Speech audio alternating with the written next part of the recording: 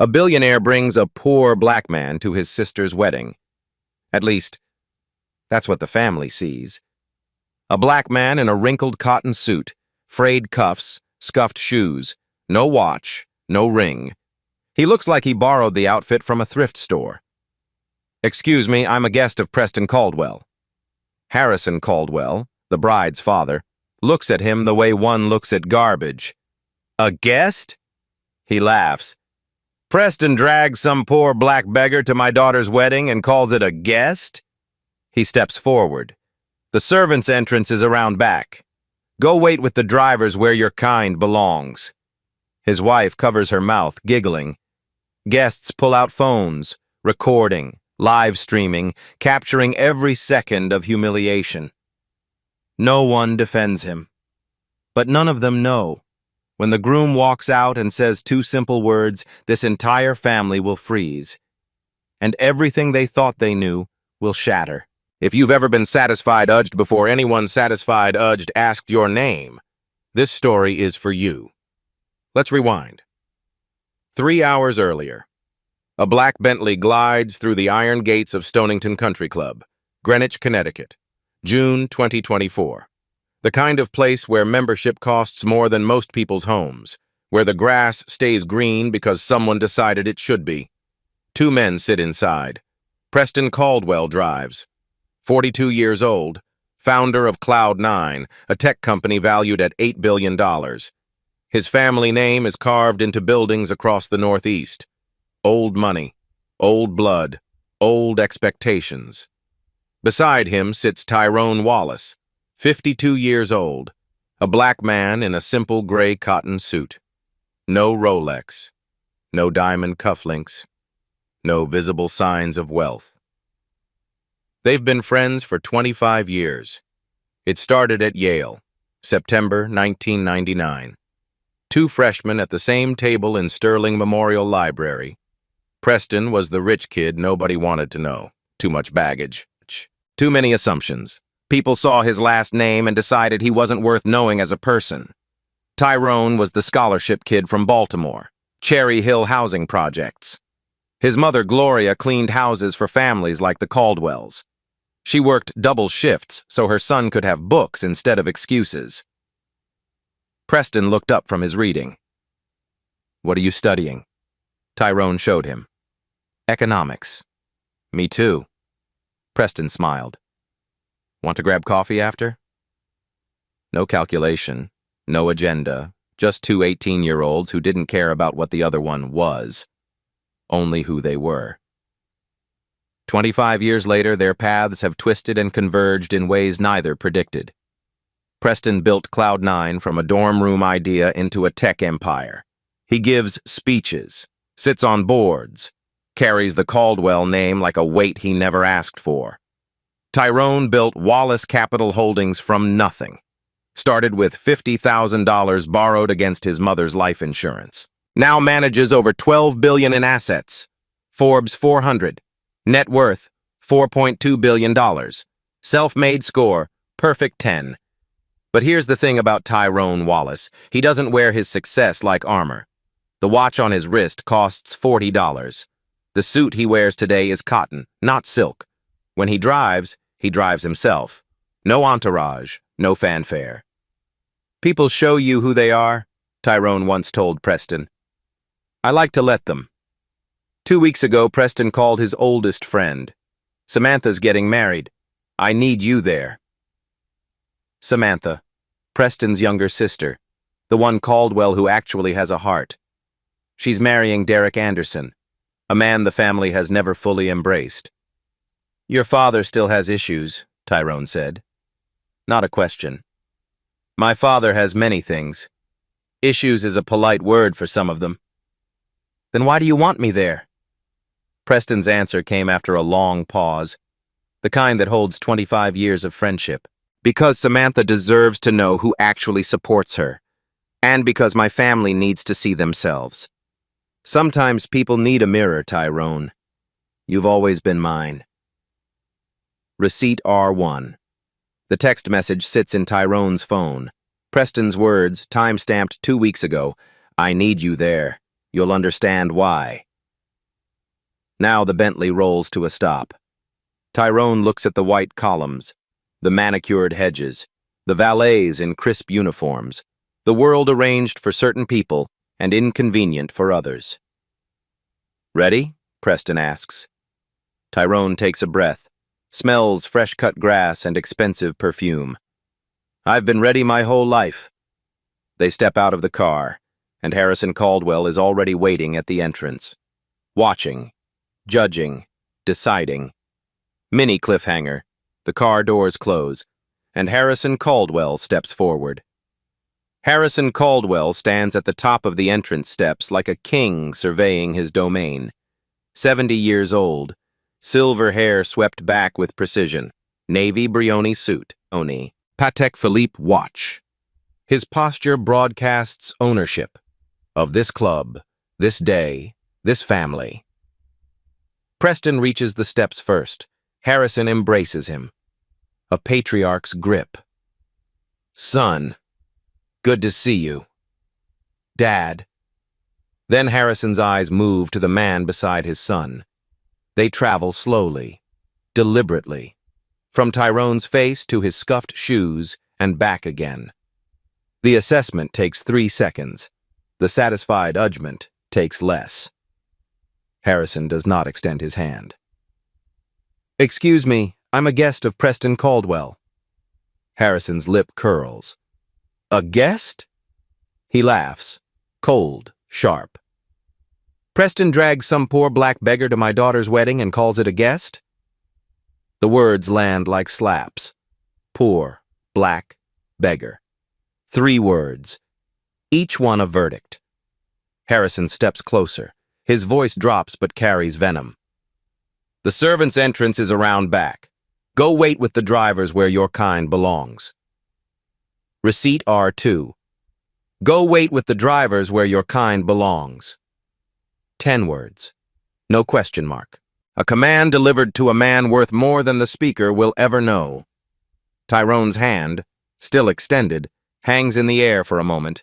He lowers it slowly. His face remains neutral, the way water stays still before a stone breaks its surface. "I'm not with the drivers, sir. I'm here as Preston's guest." "Preston's guest?" Harrison's voice rises. "My son's charity project? His little diversity experiment?" Eleanor Caldwell appears at the doorway, 67, pearls at her throat, a smile that doesn't reach her eyes. She takes one look at Tyrone and covers her mouth, giggling. "Oh my." She turns to Harrison. "Preston always did have strange hobbies." Guests gathering near the entrance begin to notice. Whispers ripple through the crowd. "Who is that?" "Someone Preston brought, apparently." "In that suit? To a Caldwell wedding?"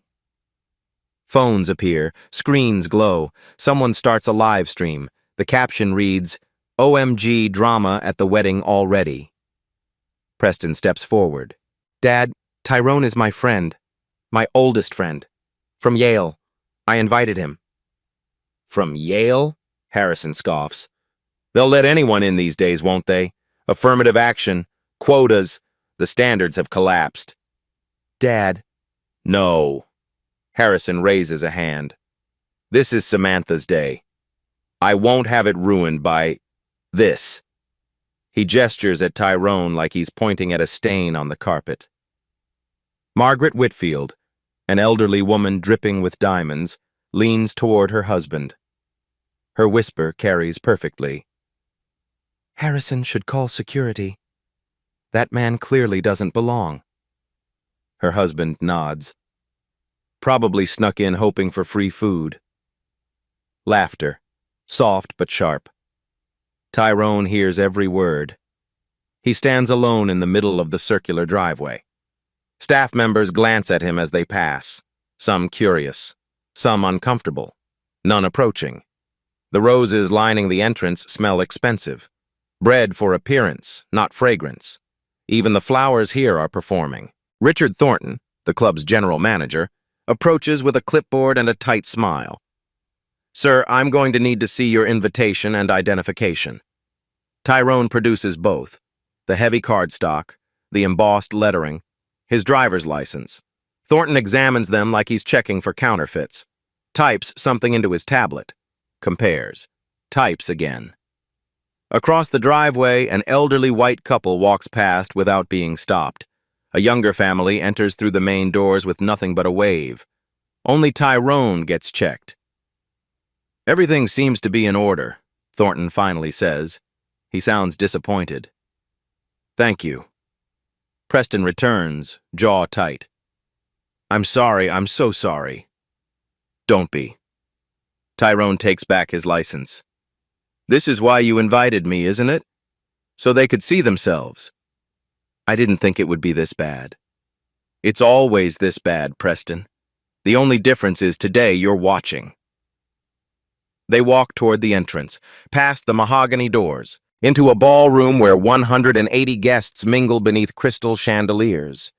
Tyrone is one of two black people in the room. The other is behind the bar, serving drinks. Mini cliffhanger. The cocktail hour begins, and the humiliation is just getting started. The ballroom smells of white lilies and inherited wealth.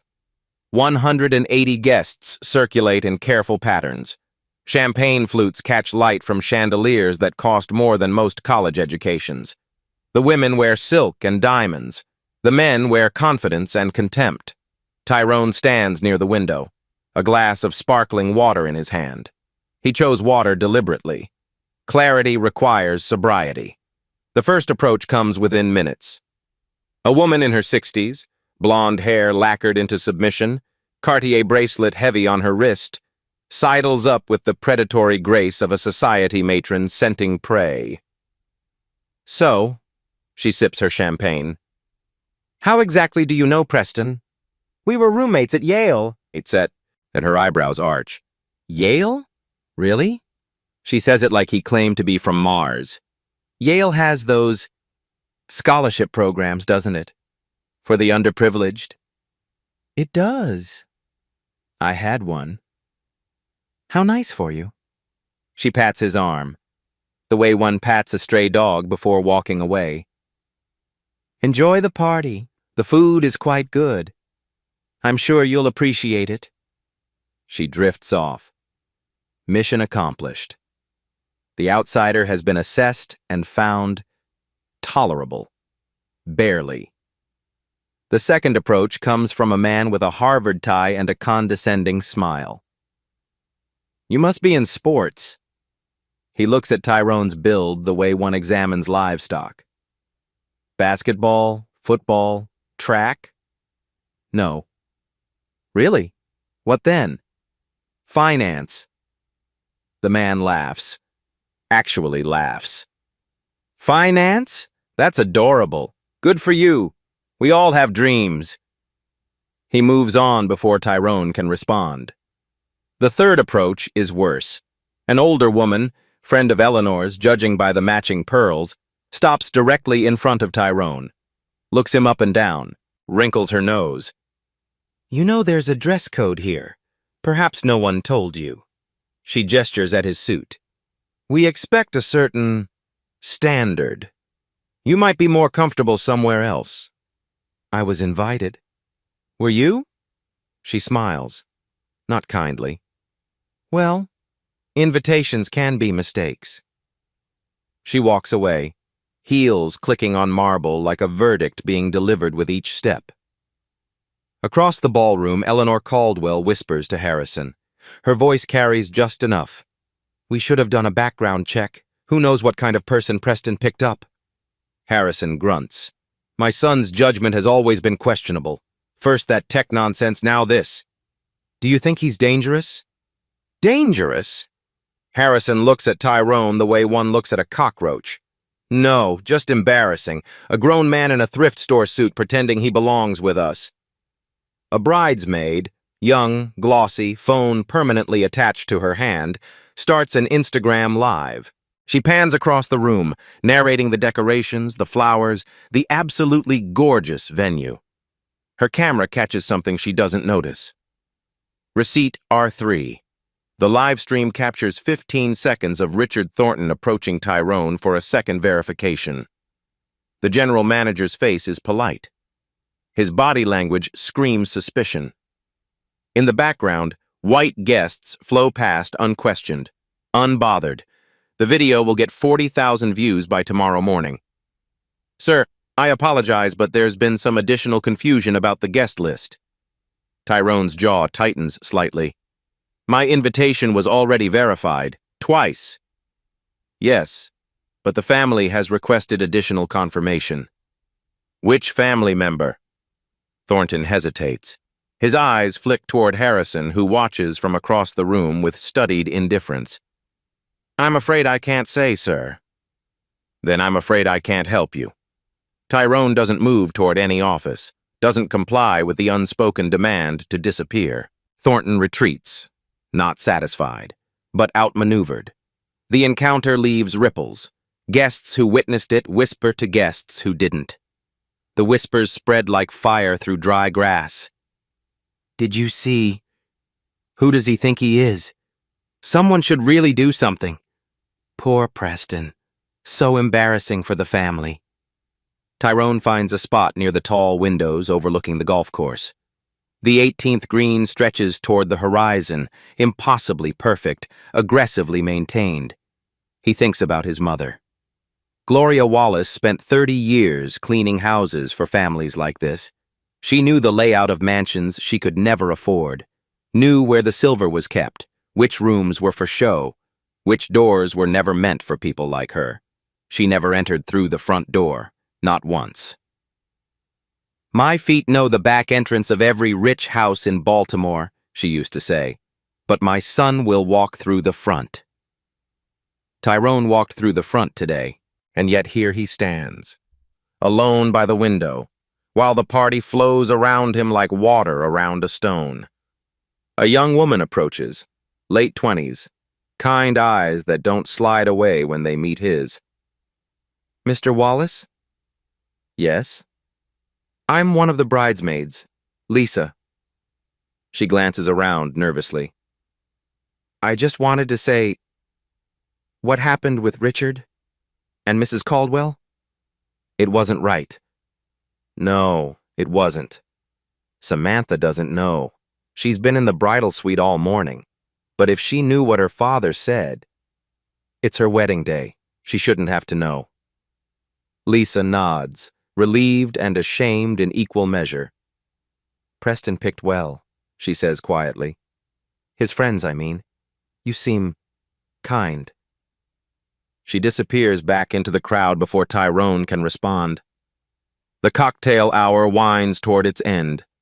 Guests begin migrating toward the garden terrace for the ceremony. Tyrone remains by the window, watching, waiting. A door opens at the far end of the ballroom. A man in a white tuxedo steps out, adjusting his boutonniere. Derek Anderson, the groom. He scans the crowd for familiar faces. His eyes find Tyrone, and everything stops. Mini cliffhanger. Derek's face changes, and he starts walking. Fast. Derek Anderson's face breaks into a grin, not a polite grin, not a social grin, the kind that comes from genuine surprise meeting genuine warmth in the same breath. He crosses the ballroom with purpose, weaving through clusters of champagne-holding guests who part for the groom without understanding why he's moving so fast. Toward the man by the window, toward the man in the wrinkled cotton suit, toward the man everyone has spent the last hour dismissing.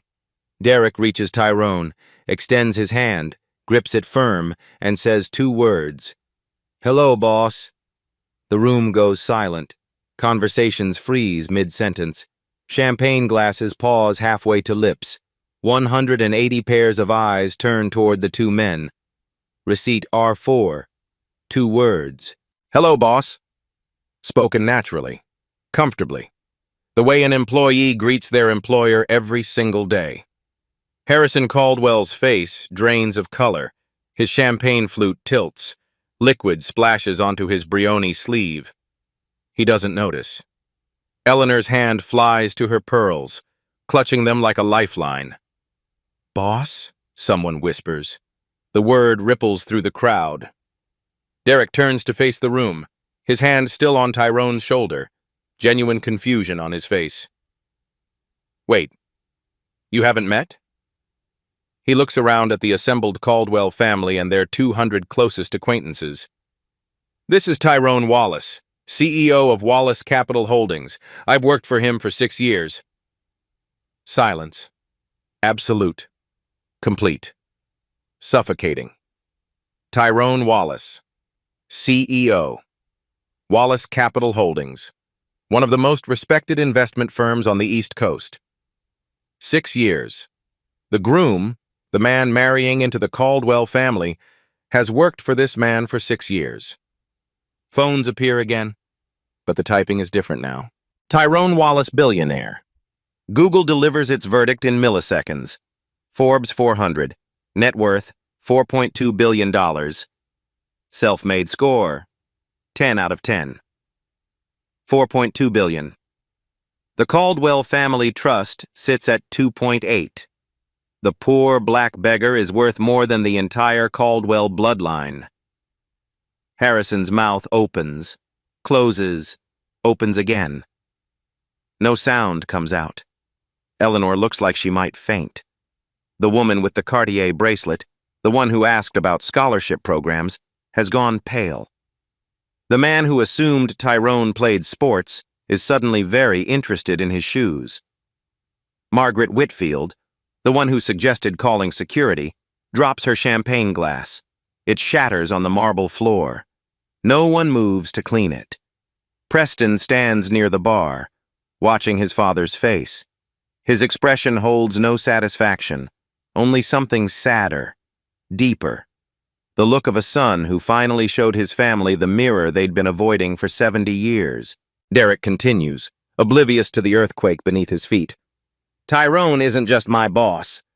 He's the reason I am who I am. When nobody else would give me a chance, he did.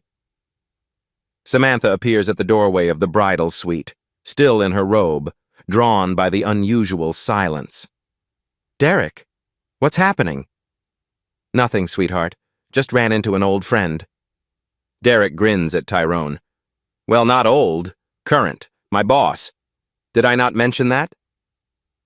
Samantha's eyes move between Tyrone and her father, between the man in the simple suit and the man who looks like he's seen a ghost. Dad, are you okay? Harrison doesn't answer. He turns, walks toward the terrace doors, pushes through them without a word. He doesn't look back. Eleanor follows after a moment, her social smile fixed in place like a mask about to crack. The ballroom slowly returns to life, but the frequency has changed. The whispers carry different words now. Billionaire? More than the Caldwells. Harrison asked him to wait with the drivers. Called him a beggar. Oh my God. Tyrone stands exactly where he's been standing. Same posture, same expression, because for him, nothing has changed. He knew who he was when he walked in. Now everyone else does too. Mini cliffhanger. But this is only the surface. The real history runs much deeper. The phones keep glowing. In corners of the ballroom, on terraces, in bathroom stalls, guests type and scroll and discover. The algorithm serves them a feast of information they wish they'd had an hour ago. Receipt R5, Forbes, December 2022. Tyrone Wallace, from Baltimore projects to $4.2 billion empire. The article tells a story nobody in this room imagined.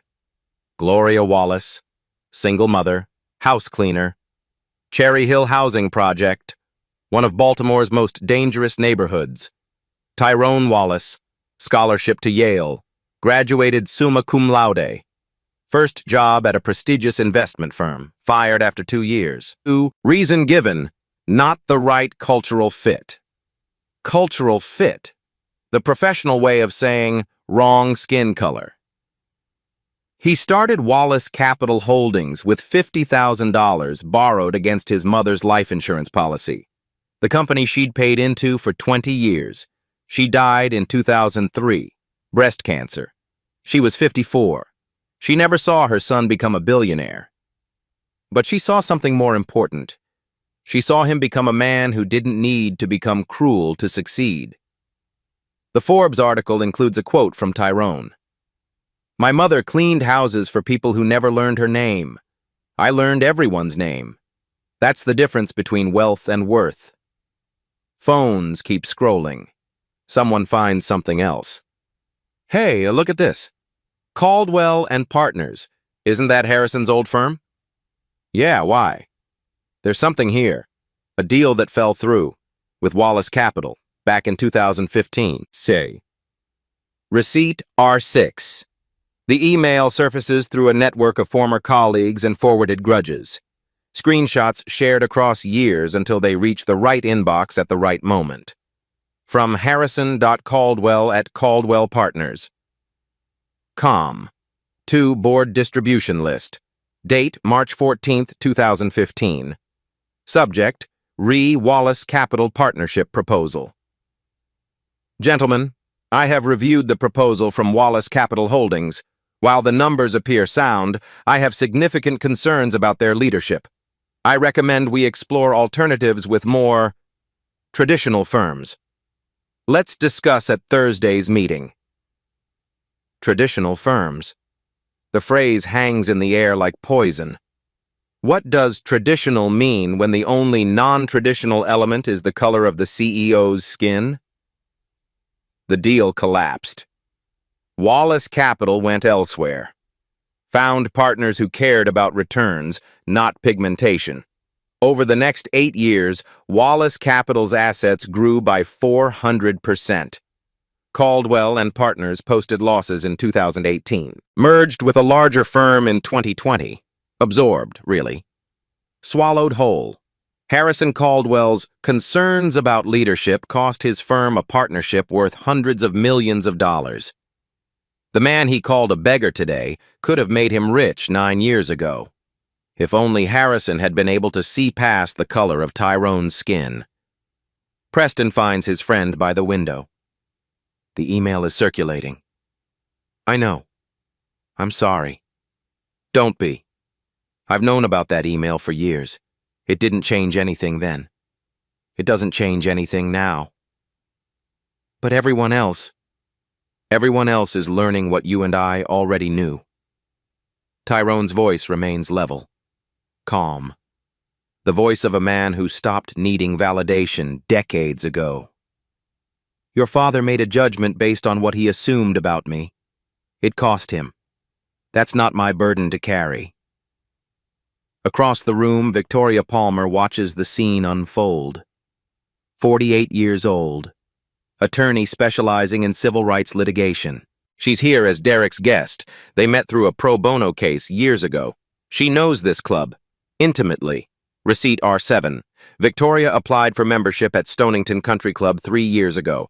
Her credentials were impeccable. Partner at a major firm, multiple awards, more than enough income to meet every financial requirement. Application denied. Reason given, membership at capacity. 1 week later, 2 white families were admitted. Their applications had been submitted after hers. Victoria sued. Palmer versus Stonington Country Club, 2019. Case dismissed. Insufficient evidence of pattern discrimination. One case isn't a pattern. One person isn't proof. But today, Victoria is watching a pattern emerge in real time. The membership records of Stonington Country Club stretch back 100 years. The founding families, Caldwell among them, established the club in 1923. Since then, thousands of members have joined and departed. Not a single one has been black. Not in 100 years. 100 years. 0 black members. That's not coincidence, that's architecture. The club's official policies contain no discriminatory language. The guest requirements are technically neutral. But neutrality on paper and neutrality in practice are different things. Tyrone got checked twice today, questioned twice, treated like an intruder in a space where he was explicitly invited. The bartender working tonight? He's been serving at this club for 15 years. He's never been offered membership. The question has never even been asked. Victoria approaches Preston at the bar. "Your friend Wallace, how long have you known each other?" 25 years. "And he's never been here before?" Preston's jaw tightens. "He was never invited. My father made sure of that." "Your father has a pattern." "My father has many things. Pattern is one word for it." Victoria hands him her card. "If Tyrone ever wants to talk, legally speaking, I have experience with institutions like this one." Preston takes the card, tucks it into his pocket. "If you're watching this story unfold and wondering where it leads, stay with me." The ceremony is about to begin, but the real revelation is still coming. What these people don't know about Tyrone Wallace will change everything. The cocktail hour officially ends. Guests begin migrating toward the ceremony space, a garden terrace overlooking the Long Island Sound. White chairs arranged in perfect rows, an arbor draped in flowers. Harrison has not returned from wherever he fled. Eleanor finally coaxes him back inside, whispering urgently, gesturing toward the garden where their daughter waits to be married. He walks past Tyrone without acknowledgement, without eye contact. The way you walk past furniture you wish would disappear. But his ears are red. His hands are fisted at his sides. This is not over. The string quartet begins to play.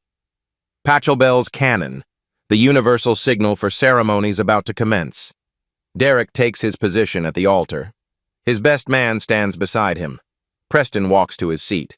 He'll give Samantha away later, walking her down the aisle because their father refused to participate in what he called this circus. Tyrone finds his assigned seat. Back row, near the kitchen entrance, the seat that says guest without saying welcome. He watches the garden fill with people who looked past him an hour ago and can't stop looking now. The music swells. Samantha appears in the doorway, radiant in white, holding calla lilies. Her eyes find Derek. And for this moment, nothing else matters. This is still a wedding, still a love story, still a day that belongs to the bride and groom. But underneath the music and the flowers and the vows about to be spoken, something else is building. A reckoning. And Harrison Caldwell has no idea how much worse it's about to get. Mini cliffhanger. The ceremony ends. But Harrison has one more move to make. The ceremony ends with a kiss and applause. Derek and Samantha Anderson, husband and wife. The string quartet plays something triumphant as the couple walks back down the aisle, beaming, oblivious to the undertow. The reception begins in the main ballroom, tables arranged with military precision, place cards in elegant calligraphy, a seating chart designed to separate undesirables from the important people. Tyrone's table is in the back corner, near the kitchen doors, next to the emergency exit. He doesn't complain. He sits. He waits. He watches. Harrison Caldwell waits exactly 12 minutes after the receiving line disperses. Then he moves. He finds Preston on the terrace, drinking scotch and staring at the water. "We need to talk." Preston doesn't turn around. "Do we?" "You planned this." Harrison's voice is low but carries venom. "You wanted to humiliate me on your sister's wedding day." "No, Dad. I wanted you to see yourself." "What I see is my son betraying his family for some—" He stops himself, breathes. "For your friend." "My friend? The billionaire? The self-made success story? That friend? Don't play games with me." Preston finally turns. His eyes are hard. "I'm not playing anything. I invited my oldest friend to my sister's wedding. Everything that happened after, every assumption, every insult, every time you decided who Tyrone was without asking a single question, that was all you, Dad. That was your choice." He should have said something. Should have identified himself. "Why?" Preston's voice rises. Why should he have to announce his net worth to be treated like a human being? Is that the standard now? You check bank accounts before you offer basic decency? Harrison steps closer. His face is red. His hands are shaking. This is not over. Actually, it is. The trust fund.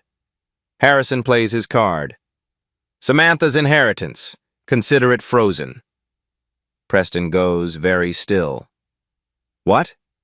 Until certain adjustments are made. Your choice of guests. Derek's employment situation. These things have consequences. You would punish Samantha for my choices? I will protect this family from embarrassment. The only embarrassment here is you. Preston sets down his glass. The crystal clicks against the stone railing. And Samantha's trust fund is legally separate. You can't touch it. I had lawyers verify that years ago, because I always knew, you'd try something like this eventually. Harrison's mouth opens, closes. He has no response. Inside the ballroom, Samantha has found Derek near their table. Mascara streaks her cheeks. Derek, my father just told me. I know, I heard. He said he's cutting me off because your boss. Tyrone has nothing to do with your father's choices. Derek's voice is firm but gentle. Your father decided who Tyrone was the moment he saw him. He was wrong. That's not Tyrone's fault. It's not my fault. It's not yours. But the things people are saying... What things? That my boss is a billionaire who showed up in a regular suit? That your father asked him to wait with the drivers? Called him a beggar? Samantha's tears continue, but something shifts behind her eyes. My father really said that? Go wait with the drivers where your kind belongs. Word for word. Oh, God. She covers her mouth. That's who he is, Sam. I'm sorry you had to see it today. But maybe it's better you saw it now than never. Receipt R8. The text message comes 2 hours later, after the cake is cut, after the first dance, after Harrison and Eleanor leave early, claiming exhaustion. From Harrison to Samantha. Your choice of husband has embarrassed this family. Don't expect the trust fund. We'll discuss this when you've come to your senses. Samantha shows Derek. Derek shows Preston. Preston shows Tyrone. I'm sorry, Preston says. This is my fault. No. Tyrone folds his napkin carefully. This is your father's fault. The only thing you did was give him a chance to be better. He chose not to take it. Eleanor pauses near Tyrone's table on her way out. Her mask of composure is cracking at the edges. I hope you're satisfied, she says quietly, with the disruption you've caused to our family. Then she's gone. Harrison later told associates the incident was an unfortunate misunderstanding. He claimed he has many black friends and meant no offense by his comments. He was unable to name any of these friends when asked. Tyrone watches her leave. His expression doesn't change. The disruption, as she calls it, was never his intention. He came to a wedding, wore a simple suit, didn't announce his title or his wealth, just existed. And that, apparently, was disruption enough. Mini cliffhanger.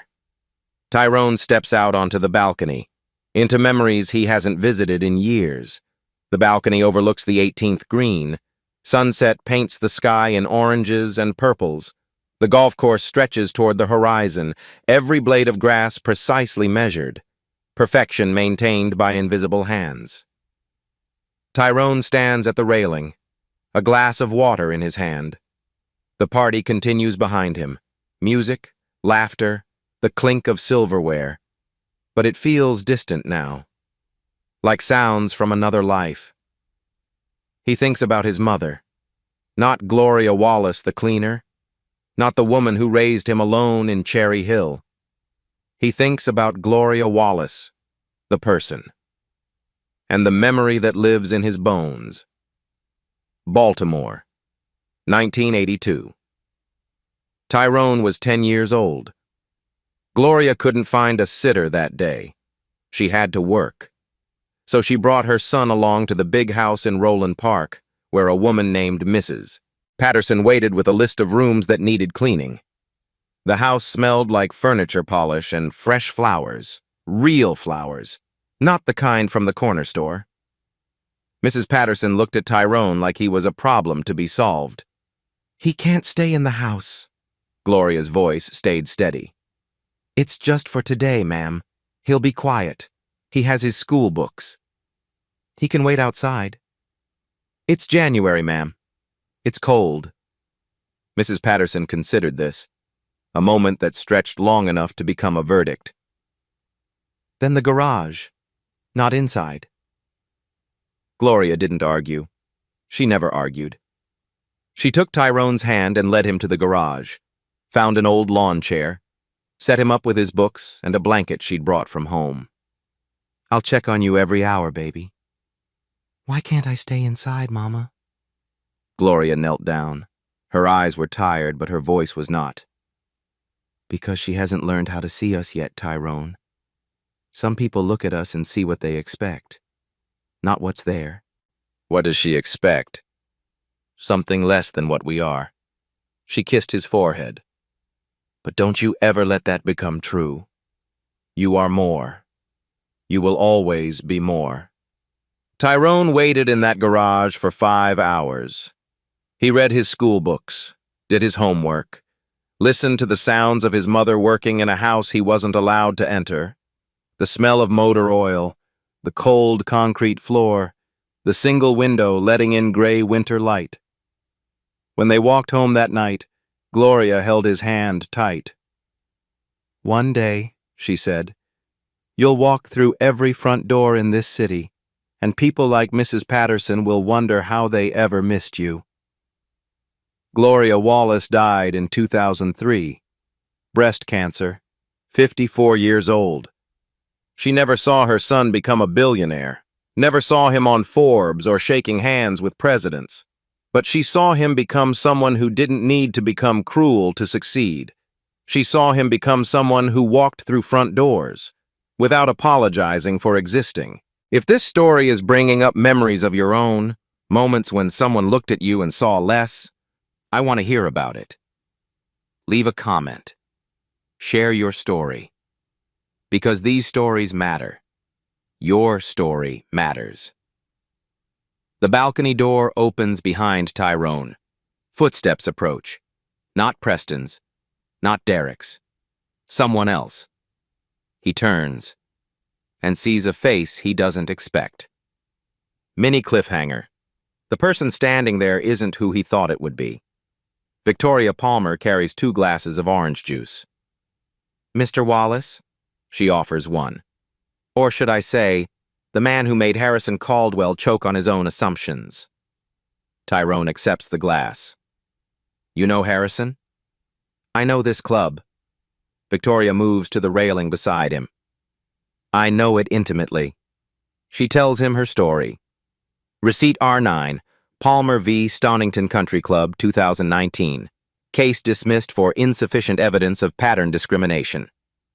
Application denied for capacity issues, Victoria explains. 1 week later, 2 white families got in. Applications submitted after mine. "You sued?" "I sued.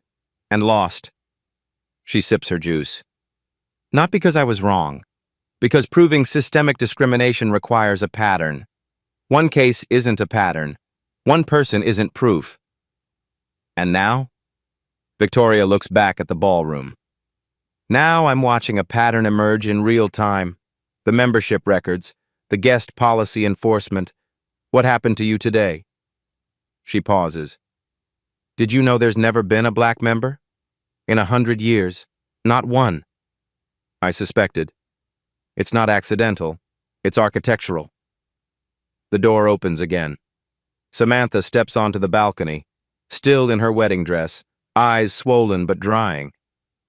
"Mr. Wallace?" Tyrone turns. "Mrs. Anderson, congratulations." "I owe you an apology." She wrings her hands. "What my father did, what my family..." I didn't know. I didn't know they were really like that. You didn't need to know. It's not your burden.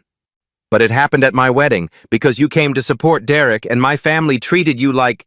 She can't finish. Like what they expected me to be. Samantha's face crumples. I'm so sorry.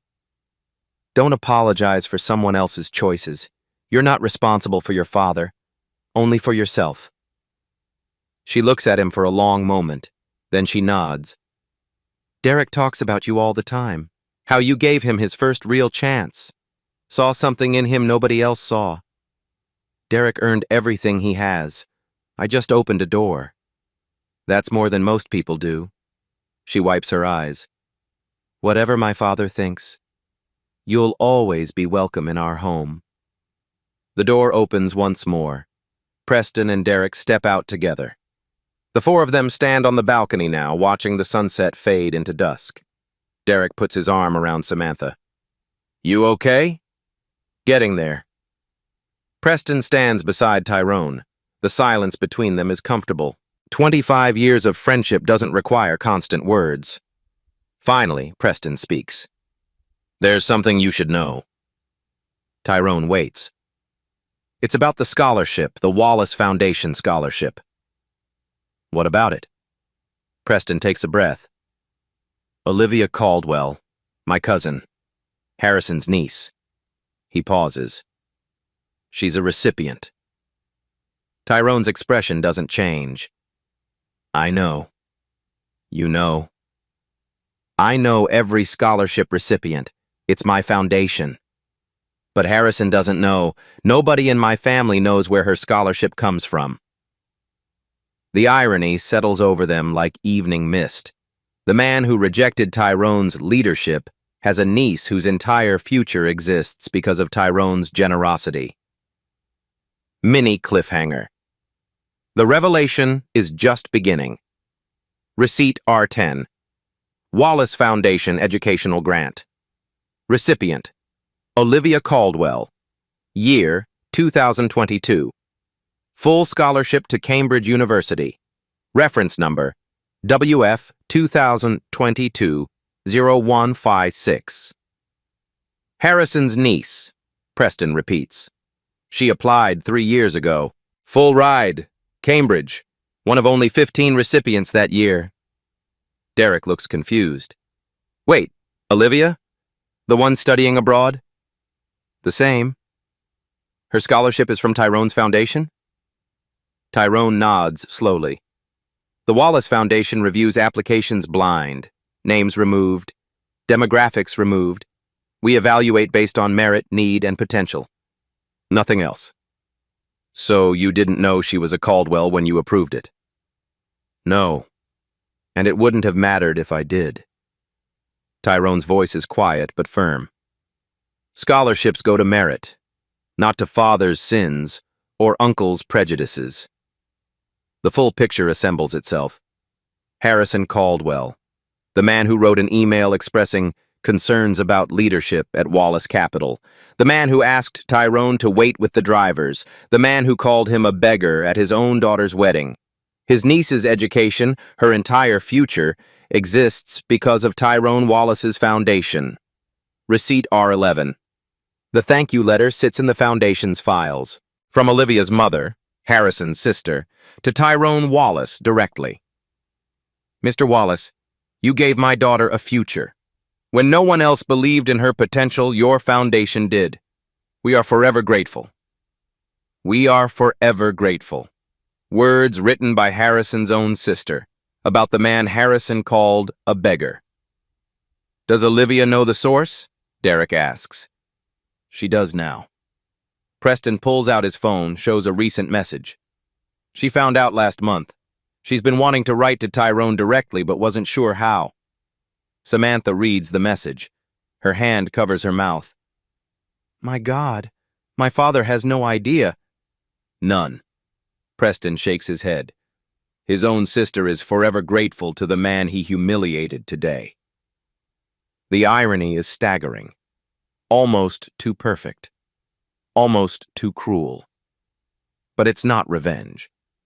The scholarship was awarded 3 years ago, long before today, long before Harrison's behavior provided context for this revelation. Tyrone didn't plan this, didn't orchestrate it, didn't even know the connection until after the grant was approved. The universe, it seems, has its own sense of justice. "What do you want to do with this?" Derek asks. Tyrone considers the question. He could go public, could leak the connection to the same whisper networks that have spent the afternoon circulating Harrison's email, could watch Harrison Caldwell's reputation crumble under the weight of his own hypocrisy. But that's not who Tyrone Wallace is. That's not who Gloria Wallace raised him to be. "Nothing," he says finally. Olivia's scholarship is Olivia's story. It's not a weapon. It's not revenge. It's a young woman getting an education she deserves. And Harrison? Harrison will have to live with who he is. Tyrone looks out at the darkening sky. That's punishment enough. Preston puts a hand on his friend's shoulder. "My mother used to say you were a better man than our family deserved to know." Your mother was complicated. She was, but she wasn't wrong about that. The party continues inside. The DJ has started. Guests are moving to the dance floor. A wedding carries on, but underneath it all, a quiet revolution has occurred. Truth has done its work, and Harrison Caldwell will never be able to undo what everyone now knows about him. Mini cliffhanger. The speeches are about to begin, and Preston has something to say. The ballroom falls silent as Preston Caldwell takes the microphone. 180 guests settle into their seats. Phones lower. Conversations pause. The brother of the bride commands attention simply by existing. "Thank you all for being here." Preston's voice is steady. "Today is about Samantha and Derek, about love, about the future they're building together." He pauses. "But before I toast them, I need to talk about someone else." His eyes find Tyrone at the back of the room, the table near the kitchen, the seat meant to hide him. "In 1999, I started my freshman year at Yale. I was the rich kid nobody wanted to know, too much baggage, too many assumptions." The room is utterly still. "One person sat down next to me in the library and asked what I was reading, not who my family was, not what my name meant, just what I was reading." Receipt R12. The photograph appears on the screen behind Preston. 2 freshmen, 1999, 1 black, 1 white, both grinning like they've discovered something the world hasn't figured out yet. That person was Tyrone Wallace, and for 25 years he's been the best friend I've ever had. Whispers flutter through the crowd. Tyrone's name carries different weight now. "Tyrone taught me that character isn't about your background. It's not about your bank account. It's not about your family name." Preston's voice drops slightly, more intimate, more pointed. "It's about how you treat people who can't do anything for you."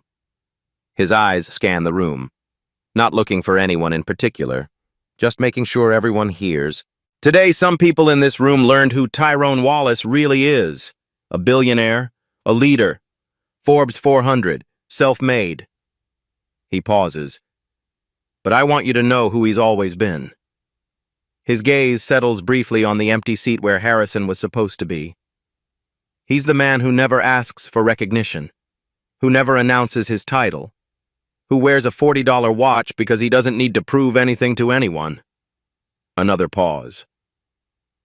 Some people looked at Tyrone today and saw what they expected, and what they expected was less than what was there.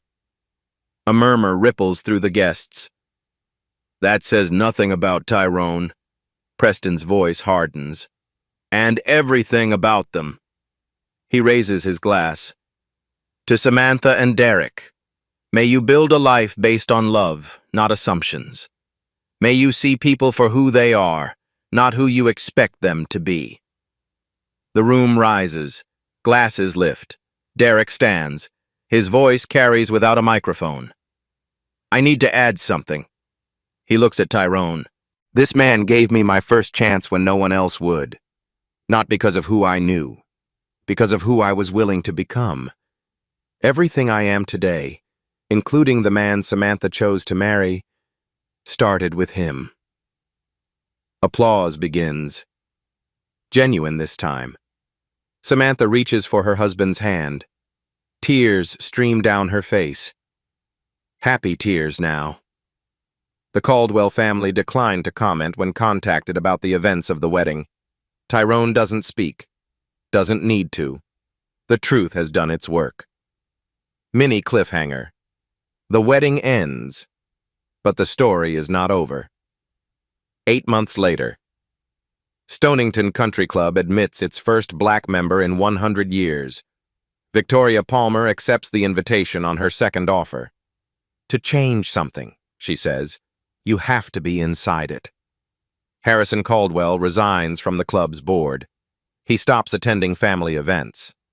Eleanor visits Samantha sometimes, alone, awkwardly, with apologies she can never quite finish. Derek makes partner at Wallace Capital Holdings.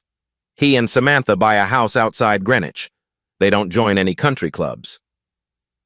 Olivia Caldwell graduates from Cambridge with honors. She writes to Tyrone directly now. Her letters discuss education reform, breaking cycles, paying forward.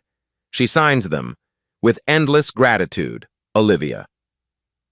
Tyrone Wallace still wears his $40 watch, still drives himself, still walks through front doors without announcing who he is. He visits his mother's grave in Baltimore every year on her birthday, brings calla lilies, stands in silence. One day, she told him once, you'll walk through every front door in this city, and people like them will wonder how they ever missed you. She was right. She was always right. A billionaire brought a poor black man to his sister's wedding. The family froze when the groom said, "Hello, boss." And the family learned what everyone should already know. The value of a person is not in how they treat those with power. It's in how they treat those they believe have none. If this story made you think about how you see others, share it. Subscribe. And remember, the person you overlook today might be the one you need tomorrow.